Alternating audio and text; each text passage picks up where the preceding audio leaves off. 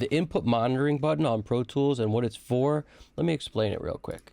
The first thing you would want to do when you're recording anyone is, let's say this live mic with the flashing red, that's the vocal mic, let's say, right? So the goal here is you turn input monitoring on that track so that when they're done singing, you'll be able to still talk to them. In other words, as soon as you hit record, you'll be able to hear what's recording, but when you hit stop, how are you going to hear them talking and talking about the take and what they want to do again? How are you going to hear that? You can't unless you turn on the eye, this green light right here. If you turn this on, you'll be able to hear what they're saying always. Now, the way you'll be able to hear playback, because once you turn this on, you cannot hear the playback of what was recorded on that track. That's easy. You just create another track that's a duplicate of the thing you just created. So in other words, if it's stereo, you want a stereo track below it because it'll allow you to dump onto it. If it's mono you're recording, you want a mono track below it. And vocals typically are done in mono. So let's say you record the vocal here, and let's say it's this, right? This is what you just recorded. All you do, and as soon as they're done with the pass, you drop it here, and then you guys can actually play it back and maintain talking to each other. In the same regard, what you want to do is turn the talkback mic on with the input monitoring also so that they can hear you no matter what happens. And if you have a button like for talkback on your console or something, that's super critical because when you push it, it becomes live, and when you let it go, it kills the mic so that they don't hear any bleed. You could do the same thing using any mic with an on-off switch, and that will act as a talkback. And on that just stays live at all times so you can communicate with them. So your talkback with the eye, the input monitoring is going to them, and they, on their vocal mic, you have this on so that they can talk to you when they're done with the performance, and everybody can maintain communication in separate rooms.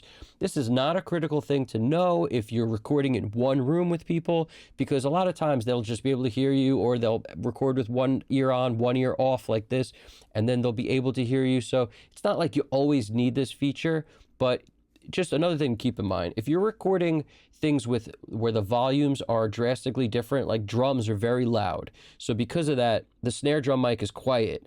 The kick drum mic is too far and too quiet. Like these mics are going to be like, even the overheads, they're not going to be up very loud.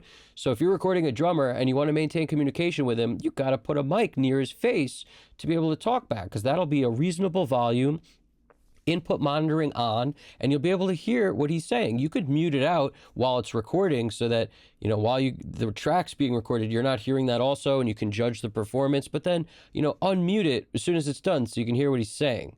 And that way you only also have to keep input monitoring on that track and not on all the other tracks, and you won't have to keep just dumping those. But you really wind up kind of doing that anyway if you don't use playlists. And I've mentioned before, I don't like playlists. I'm a fan of not using playlists, but when it comes to recording 12 mics at once on a drum set, playlists do come in handy. That's the one time I'll be like, okay, it makes sense now.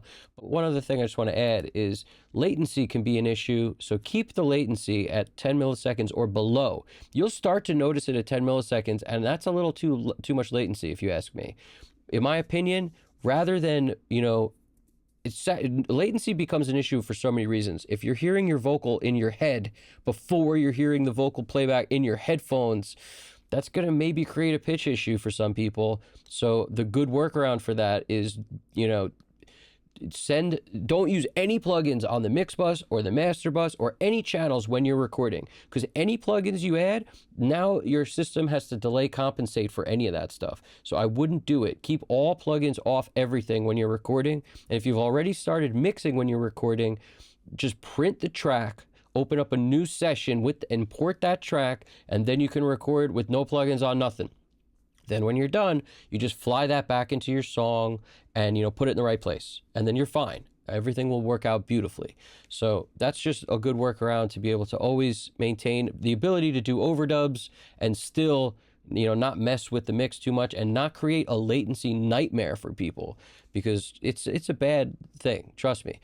That's why it's a big reason why people like to not sing with headphones on, because some people have realized this and realized their pitch is way better when they don't sing with headphones. So for people like that, go dynamic mic in the control room, keep the monitors relatively low, keep the null point facing the monitors, and you just have to be able to hear the song. It shouldn't be any louder than that. And then there won't be too much bleed. It'll just be like they're singing in their bedroom, and that will make them sound way better to some people. Some people just sing better that way. They don't sing well like this. Everything sounds different like that. Trust me. So you guys got this, all right? If this helped you out, do me a favor. Throw one headphone over to the like button and throw the other headphone onto that subscribe button. And I'll see you guys in the next video. Evan Jaffe, Custom Cut Studios. You guys got this. Take it easy.